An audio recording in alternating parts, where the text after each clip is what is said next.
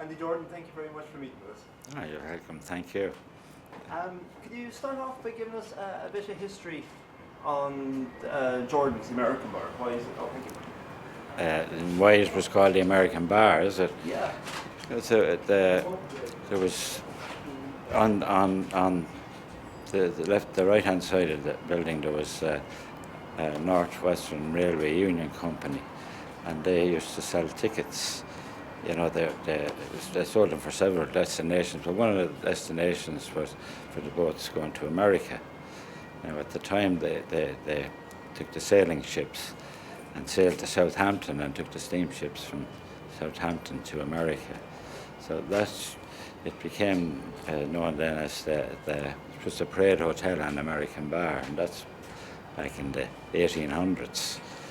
So it's been an American bar long before there was American bars, which incidentally were cocktail bars which popped up sort of after Prohibition. So, you know, we're a little bit ahead of that anyway. So, yeah. Okay. Yes. And But like the ticket office, was that part of the current premises, or was it? Well, it's part. We extended into it some years ago. It was a shop up to the late 70s. And we sort of extended the bar and took in that area. So that's sort of where we're at the moment. And you've been open as a public house ever since? Oh, yeah, we've been open as a public house, well, as far as I could go back on the records, it's into the 1850s, and it was a public house then. The premise itself was built with the other buildings along the way. When the old city wall was knocked, and that was knocked in the early 1700s, and all these buildings were built. I think the mayor of the time, he said that the wall be knocked and a boulevard be built. So now we have what's known as the Quay. So yeah, that's your boulevard. Yes.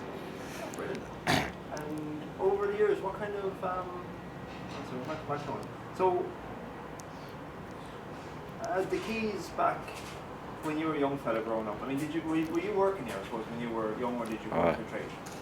I was born actually upstairs in the building, so I've been here all my life. You know, so as the Quays, as my memories of the Quay as a young boy has been extremely labour intensive, because all the cargo was general cargo. It would have been loosely laid out across the jetties on the quay. A lot of the time, you'd remember some of the smells, which were the cattle hides, which generally were covered in canvas, but if you got some warm summer days, you'd know it. And we said that might be the downside, but then you had the chocolate crumb boats, the boat to come in delivering chocolate crumb, which just go to the Maloko factory in Carrick.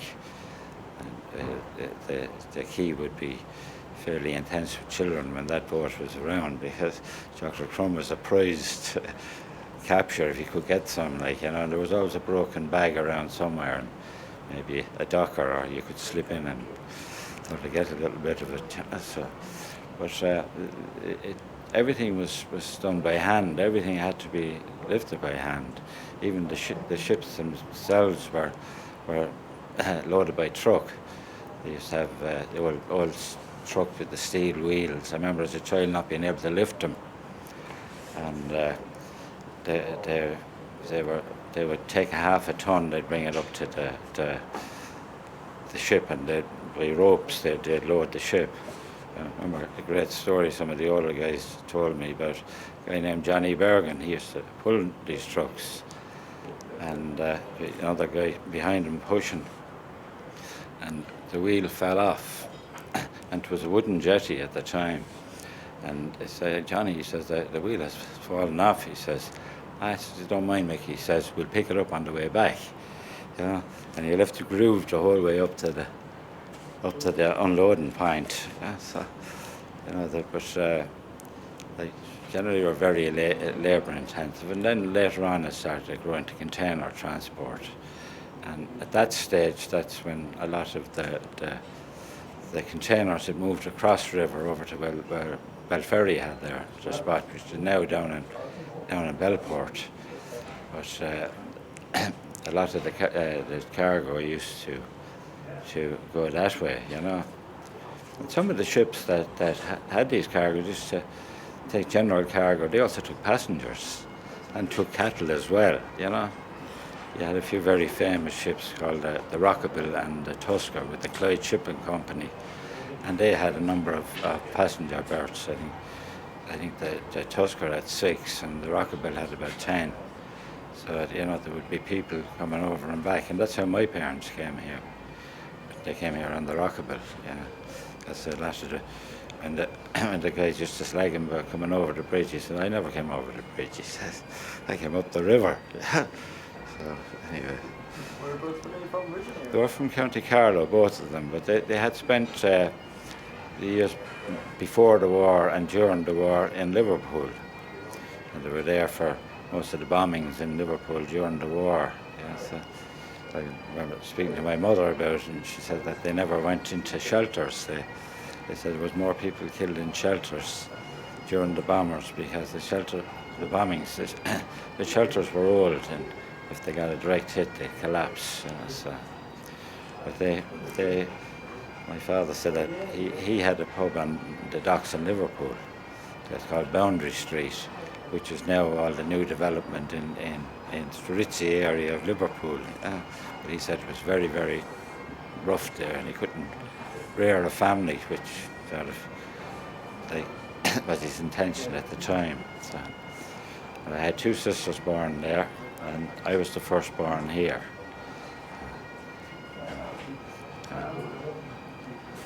And do you remember some of the industries and employers in Waterford coming up through the years and might have gone particularly? Within the pub trade. Within the pub, within industry, or any that kind of. Well, yeah, the industries, the big ones were the ACEC, the chipboard, the paper mills, now the glass factory. There's so many. You just sort of sack and bag. There's so many different places that are no longer there now. Yeah, so. Where was the sack and bag? I've heard a couple of people mention that was over in Ferrybank. It was over in Sally Park. Yeah, so, and can you remember any, or can you recall any characters? Oh, characters. There's so many characters now, you know. I could name quite a few. Now, to tell you stories about them, I don't think it would be fair to differentiate between one and the other, but I remember guys like Nicky Sheen and Sonny Cummins. He was a rep for Guinness. What a wonderful character. And the guys around now, they're great characters. Nobody knows Sully and you know, and Larkin. That's the say. I mean, where would you get the likes of them? They're always around. You know, there's great characters years ago. And what we had, a lot of the guys, the people who went to fight in the Spanish War for the International Brigade, they were frequent users of here. Peter O'Connor and John Lemon, and they were absolutely great people too. You know, so it's like there was down the years there was different things, different times, different folks. That's how you could say it. There was many things to many people. The pub, you know, so very, very interesting. Is there any kind of anecdotes you can recall or recount for us? So with some of them, it was. I'm always careful about what I'd say, because I'm very aware that a lot of these people have I could describe some of them, like if I describe Nicky Sheen, they call him Nicky the Red. He would have been the person who highly intelligent man, who was self-educated, and he would have been the one that if you knew some of the people that are involved in trade unions and stuff in Waterford, he would have been the person who sort of tutored them in their youth, you know, and pointed them down the road to good trade unionism. You know, so, Sonny Cummins was with Guinness. He was a man of great wit. You know, I could tell you a story about Sonny in going back in when Guinness, when they had their reps, were in 1970, when decimalisation was coming in, and we were going from pounds, shillings and pence to pounds and pence. That at that time there was a lot of old people in pubs, and pubs were much smaller than some of them are now. And it was the rep who educated the publican on what the transition was going to be. You know, of course, Sonny was coming up for retirement at that time, and he didn't care about sort of pounds and pence. It was still pounds, shillings and pence to him. The Guinness had a seminar up in the brewery in Dublin, in James's Gate, to teach all the reps how to teach the publicans the difference between old and new money. And of course, Sonny didn't care about this. He sort of had a ball for the week that they were up there and snoozed most of the time during the classes. So anyway, the instructor thought, well, I'll fix this fella anyway, you know. And when this is over, I'll have a customer sort of bar person relationship, you know. And he called on the role as the most esteemed rep, Sonny, to act as bar person so that he could handle the money and all this. And a couple of the other reps came up and they ordered their drinks. So Sonny went and Judy got, "Can I help you, gentlemen?" And he says, "Gin and tonics and glasses of Guinness." He did that and he put them all up on the counter. Finally there was a deafening silence. And so finally one of them said, "And how much will that be, Mr. Cummins?" I said to him. "Oh," he says, "That's okay." He says, "That's on the house," he says. Yeah. So he thought on his feet. He was, you know, a lot of people did that going back. Yeah. So. Hey. And do you recall any of the entertainment venues? Entertainment venues like the cinemas or the music venues? Oh yeah. The Coliseum is just down the road. It was down on Adelphi Quay, and that there was Mrs. Kerr was the most famous manageress of the Coll. So she was well known at the time. You know, she'd sort of go around shining the lights, sort of managing the kids. You know, making sure that they didn't get up to anything. You know, so particularly the lights would be shining on the back seats. But, you know, it was wonderful. Yeah, they used to show the westerns, and I think every Stevenson's Day they used to give a bag of sweets, and they had an early showing of some western. I remember as a kid they had Rock Around the Clock or something like that there, you know, and throws, watching the throws going down there, you know. I was too young to go, but that was a big attraction. A lot of little things. The Regal Cinema, the Savoy is up where Supermax is now, and the Regal is where the Forum is, and of course Regina is where the cinema is now in Patrick Street. Well, they were at the four main cinemas. And, the Regina at the time would have had the new films, you know, and the Savoy maybe a little older, and the Regal and the Coll had the real old ones. You know, they were still showing the ones from the past generation. But anyway, that was, you know. And being a publican in Waterford for so long, like, I mean, you must have seen a lot of changes in the industry. Oh yeah, I would have seen changes in. Can you recall some of the bars, maybe public houses that would have been operating up through the years, maybe aren't with us anymore, or any Oh well, I mean noteworthy ones? The obvious ones are sort of Egan's. That was always a sort of an institution in Waterford. You know? It was a place where, particularly, it was operated 6-day license, I think, up to 1970, when there was a change in law around 71 or 2 there, and they upgraded the license, and that was the time the Reeds took it over, and they bought it from the Egan's, And Egan's operated as a 6-day license, which closed at 5 o'clock in the evening, and it didn't open on a Sunday. But when the Reeds took it over, they upgraded the license, and that was the last opportunity they would have had to do that.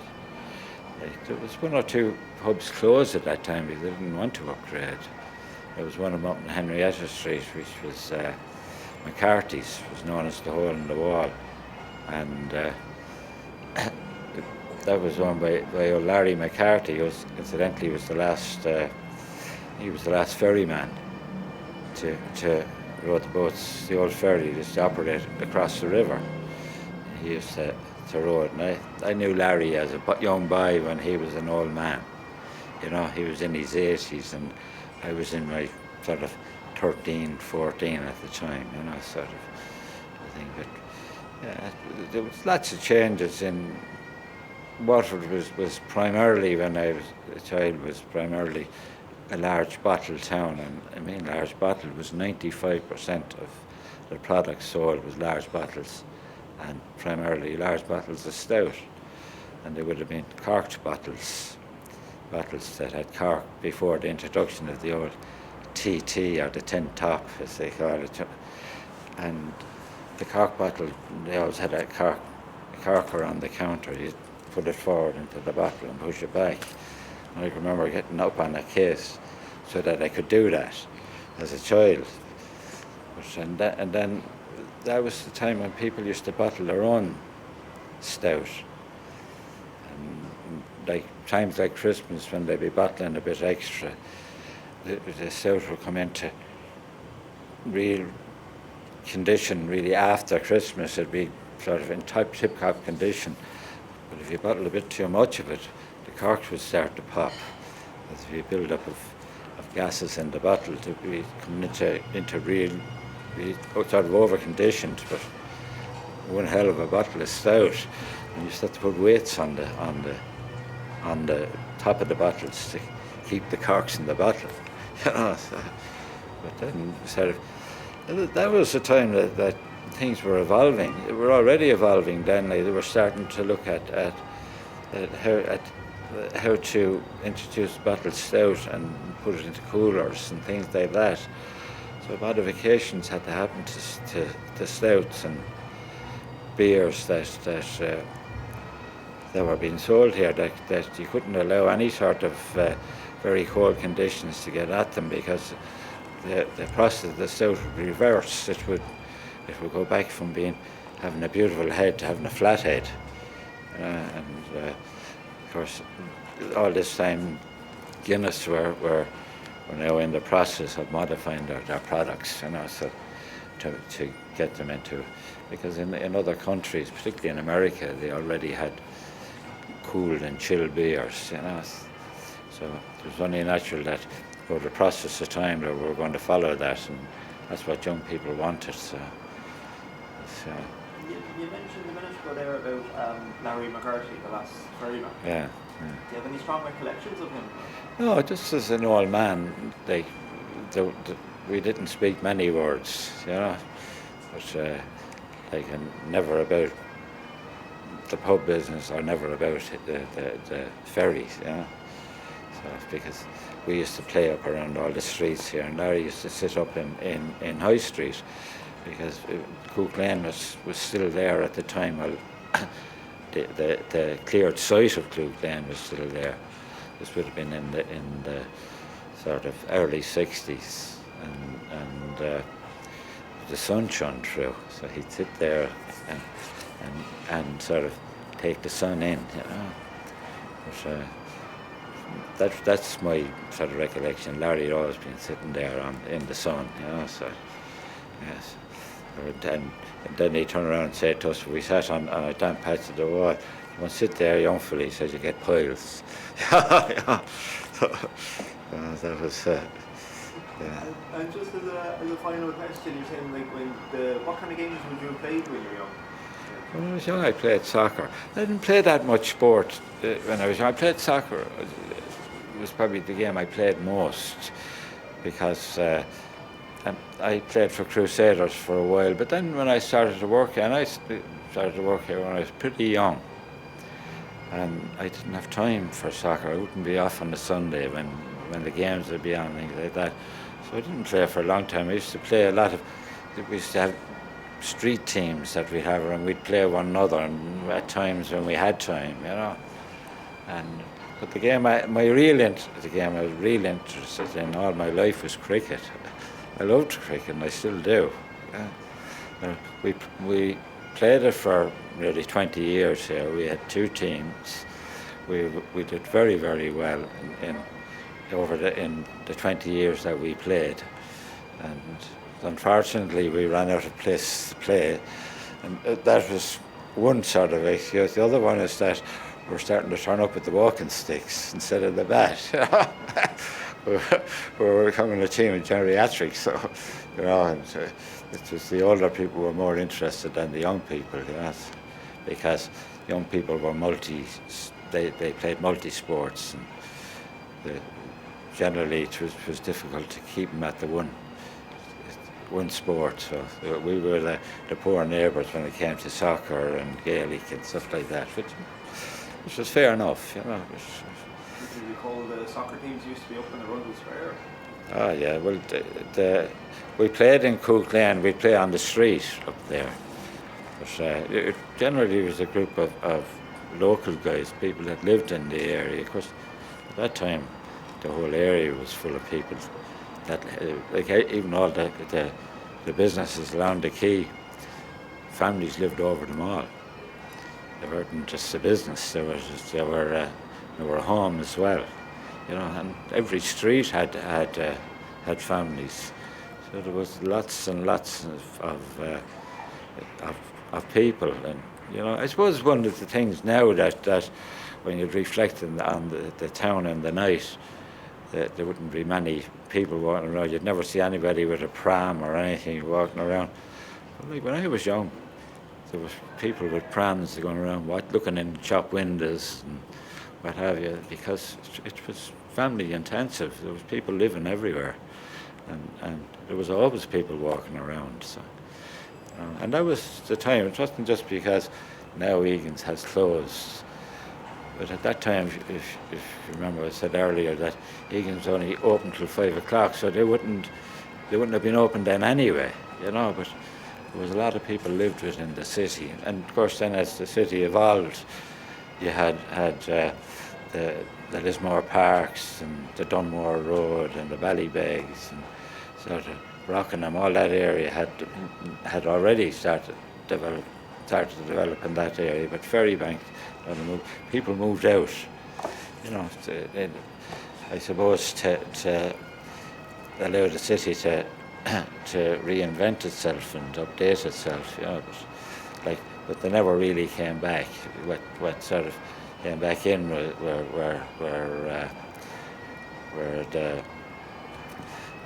the apartments, and sort of that was really what replaced the old family accommodation in Waterford. Yeah.